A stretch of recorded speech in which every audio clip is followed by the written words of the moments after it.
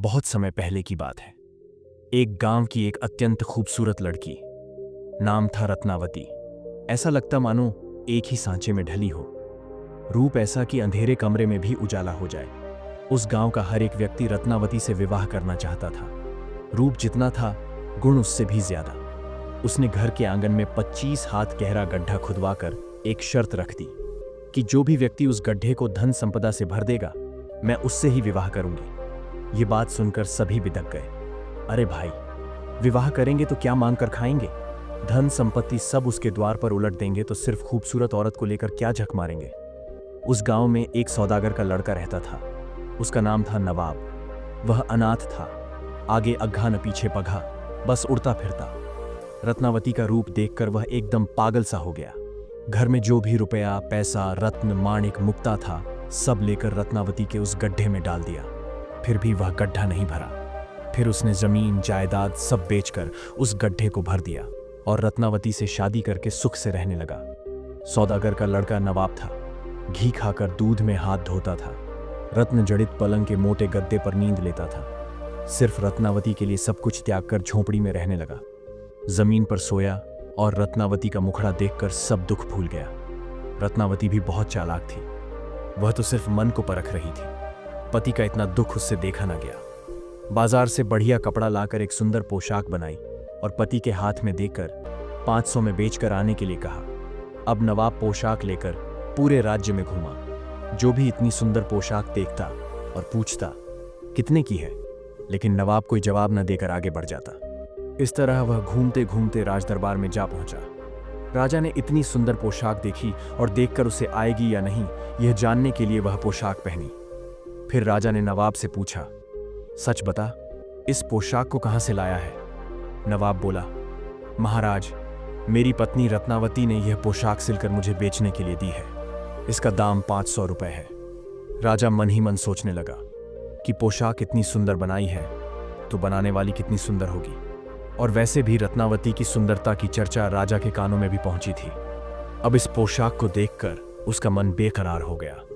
उसने तुरंत नवाब को बांधकर बंदी गृह में डाल दिया और मालिन को बुलाकर कहा, जा, रत्नावती को आज लाकर मुझे देगी तो तुझे इस राज्य में रहने दूंगा, नहीं तो एक गाल में छूना, दूसरे में कालिख पोत कर राज्य से भगा दूंगा।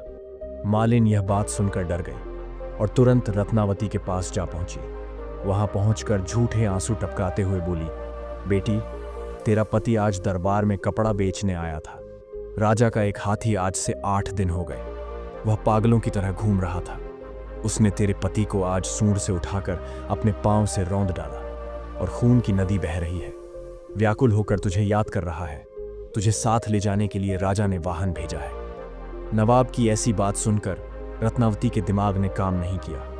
रोते रोते वह मालिन के साथ जाकर वाहन में बैठ गई। मालिन ने राजमहल के द्वार पर वाहन रोका। राजा तो कब का राह ताक रहा था। जैसे ही रत्नावती दरबार में आई, उसे ले जाकर एक सुनसान घर के भीतर रखकर बाहर से ताला बंद कर दिया। अब रत्नावती को सारी बातें समझ में आ गईं।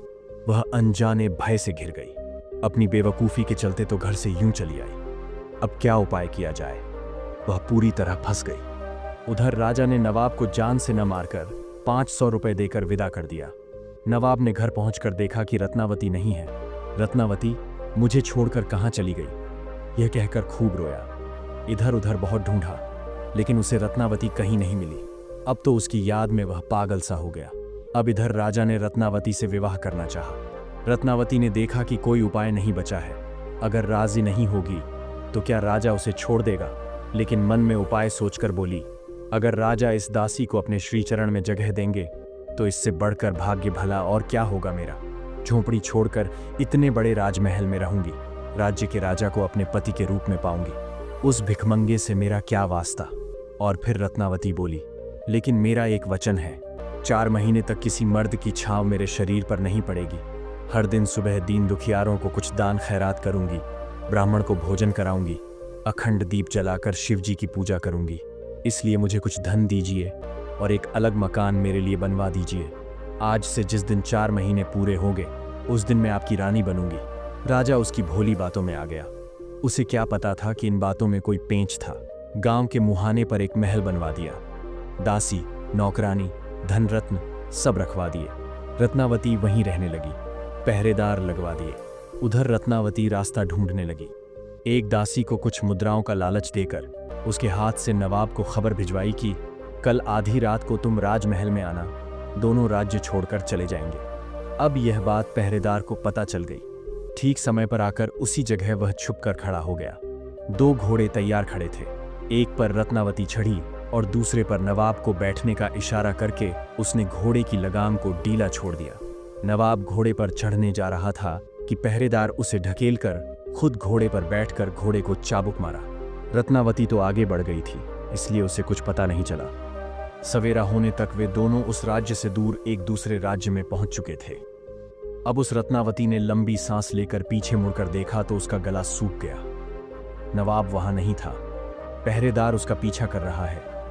आसमान से गिरे खजूर पर अटके, अब क्या करे। ठीक है, जो हो गया सो हो गया, आगे का देखना होगा। ऐसा सोचकर रत्नावती पहरेदार से बोली, इस विदेश में मैं एक अकेली स्त्री भला क्या कर सकती हूं। चलो, हम दोनों कहीं घर बनाकर साथ रहेंगे। इसी तरह बातें करते दोनों आगे बढ़ते रहे। सुनसान मैदान था, कहीं कोई घर नजर नहीं आ रहा था। रत्नावती बोली, भूख प्यास से मेरा बुरा हाल है, गांव घर का कोई नामो निशान नजर नहीं आ रहा है। तुम इस ऊंचे पेड़ पर चढ़कर देखो, शायद कोई गांव दिख जाए। पहरेदार घोड़े से उतरकर बड़ी मुश्किल से पेड़ पर चढ़ा। रत्नावती ने देखा कि वह तो लंगड़ा है, तब झट से म्यान में से तलवार निकालकर उसके घोड़े पर वार किया और खुद अपना घोड़ा दौड़ाकर वहां से भाग गई। पहरेदार पेड़ पर चढ़कर उसे देखता रह गया। उस राज्य के राजकुमार और मंत्री का लड़का दोनों दोस्त थे। दोनों में इतना मेल था कि दोनों के बीच से हवा भी नहीं गुजर सकती थी। दोनों एक साथ शिकार करने जा रहे थे। उसी समय देखा कि एक दिव्य सुंदरी घोड़े पर बैठकर सरपट भागी जा रही है। दोनों उसके पीछे घोड़ा दौड़ाने लगे। मंत्री का लड़का आगे बढ़कर रास्ता रोककर खड़ा हो गया। उसके रूप को देखकर दोनों विभोर हो गए। राजकुमार बोला, मित्र, यह युवती सिर्फ मेरे लिए है। मंत्री का लड़का बोला, कैसे? मैंने उसे पहले पकड़ा है, इसलिए यह मेरी है। तब दोनों में लड़ाई होने लगी। दोनों का झगड़ा देखकर रत्नावती बोली, सुनो, मैं जम्बू देश की राजकन्या हूं। मेरे लायक कोई वर न मिलने के कारण अपना मनपसंद वर खुद ढूंढने निकली हूं। किस्मत से तुम दोनों से भेंट हो गई। तुम दोनों तो सुंदरता में एक से बढ़कर एक हो। अब मैं किसे वर्ण करूं? फिर भी जो बुद्धि और बल से श्रेष्ठ होगा, मैं उसे वरमाला पहनाऊंगी। मैं अपनी यह रत्न जड़ित अंगूठी इस कुएं में डाल रही हूं। जो उसे पहले लाकर मुझे देगा, मैं उससे शादी करूंगी। इतना कहकर उसने अंगूठी निकालकर कुएं में डाल दी। राजकुमार और मंत्री का बेटा दोनों अपनी पगड़ी पोशाक निकालकर कुएं में कूद गए। उधर चालाक रत्नावती ने क्या किया कि दोनों के घोड़ों का कत्ल कर दिया। मंत्री के लड़के की पोशाक में आग लगा दी और राजकुमार की पोशाक खुद पहनकर अपने घोड़े पर चढ़कर वहां से बढ़ गई। मंत्री का लड़का और राजकुमार भीगे बदन ऊपर आए तो देखा रत्नावती नहीं है, पोशाक भी नहीं है। दोनों घोड़े मरे पड़े हैं। शर्म से दोनों एक दूसरे से नजरें नहीं मिला सके, सिर झुकाकर चुपचाप रहे। चलते चलते रत्नावती एक अन्य राज्य में जा पहुंची। भूख से उसका पेट जल रहा था, प्यास से गला सूखने लगा था। गांव के मुहाने पर स्थित कुएं से पानी पिया और एक बरगद के पेड़ के नीचे घोड़े को बांधकर खुद बैठकर सुस्ताने लगी। मन ही मन बैठकर सोचने लगी, बुद्धि के जोर से जाने कितनी आपदाओं से बच गई। अब ईश्वर जाने की किस्मत में और क्या लिखा है।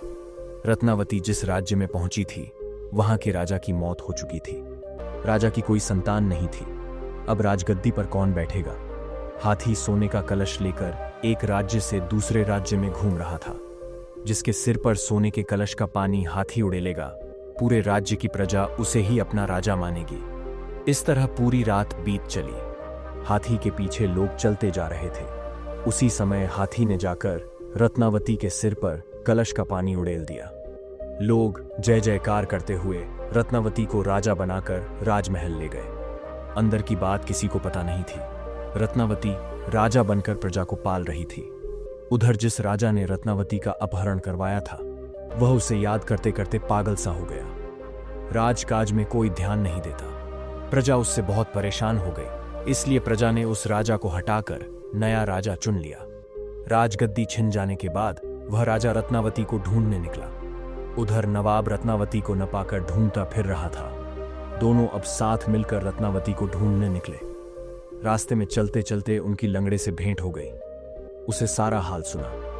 लंगड़ा बोला, भाई मुझे भी साथ ले चलो, मैं भी तुम लोगों के साथ मिलकर उसे ढूंढूंगा। इस तरह तीनों ने कुछ दूर चलने के बाद राजकुमार और मंत्री के लड़के को देखा। दोनों पागलों की तरह रत्नावती को ढूंढ रहे थे। इन तीनों से सारी बातें सुनने के बाद वे बोले, चलो हम दोनों भी साथ चलेंगे। इसी तरह पांचों साथ मिलकर आगे बढ़ने लगे। चलते चलते जिस राज्य में रत्नावती राजा बनकर शासन कर रही थी, उस राज्य में पहुंच गए।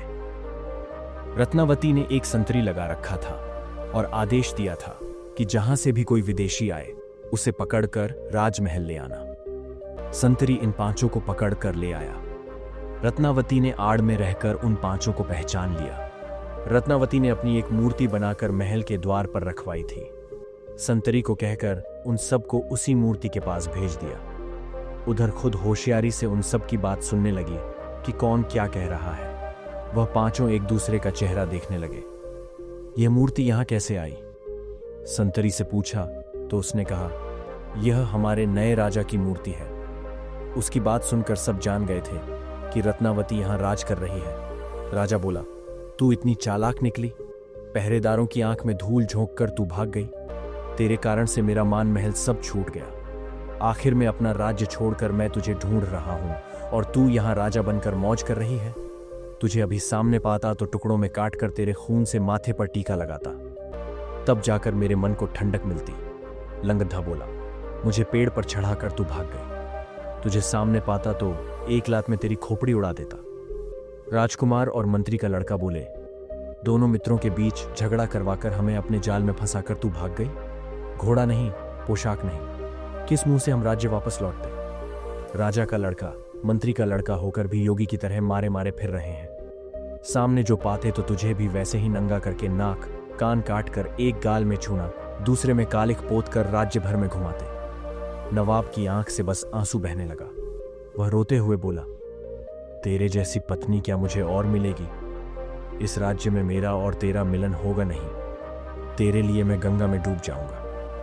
इतना कहकर उसने मूर्ति को थोड़ा सा सहला दिया और मन मारकर वहीं बैठ गया। रत्नावती ने संतरियों से कहा, जाने किस देश से यह चोर या तस्कर आए हैं, राज्य में उत्पात मचाएंगे, उन्हें बांध कर ले आओ। पांचों को बांध कर लाया गया। राजा की तरफ इशारा करके रत्नावती बोली, इसे छोटे छोटे टुकड़ों में काट कर इसका खून ले आओ, मैं इसके खून का टीका लगाऊंगी। लंगड़े को देखकर बोली, इसका सिर मेरे सामने ही लात मारकर भुर्ता बना दो। राजकुमार और मंत्री के लड़के की तरफ इशारा करके बोली, दोनों के एक एक गाल की दाढ़ी बनाकर नाक कान काटकर एक गाल में छूना और दूसरे में कालिख पोत कर राज्य से बाहर निकाल दो। जिसने जैसा कहा था उसका फल उसे वैसे ही मिल गया। नवाब को राजमहल के अंदर ले जाया गया। सुगंधित तेल लगाकर उसे नहलाया गया, पीतांबरी पहनाया गया और चंदन फूल से उसे सजाकर तैयार कराया गया। फिर राजमहल के इष्ट देवी के मंदिर में उसे ले जाया गया। वहां जाकर देवी को प्रणाम क्या करता, सिर से पैर तक वह कांप उठा। अब उसका समय पूरा हुआ, उसे यहीं बलि दे दी जाएगी। मौत के समय लोग देवी देवता को याद करते हैं, पर नवाब बस रत्नावती का नाम जपने लगा। तेरा चेहरा मैं देख नहीं पाया, मुझे क्यों छोड़कर चली गई? उसी समय रत्नावती आकर उसके पैरों में गिर गई। दिव्य वेशभूषा में थी रत्नावती। सोना, चांदी, हीरा, नीलम जैसे 8 रत्नों के अलंकार से उसका तन झिलमिला रहा था। नवाब को आगोश में लेकर बोली, मेरे लिए जाने कितने दुख तुमने सहे हैं। इतना कहकर अपने सिर से मुकुट निकालकर पति के सिर पर पहना दिया। उस दिन से नवाब उस देश का राजा होकर प्रजा को पालने लगा। दोनों सुख से राज करने लगे।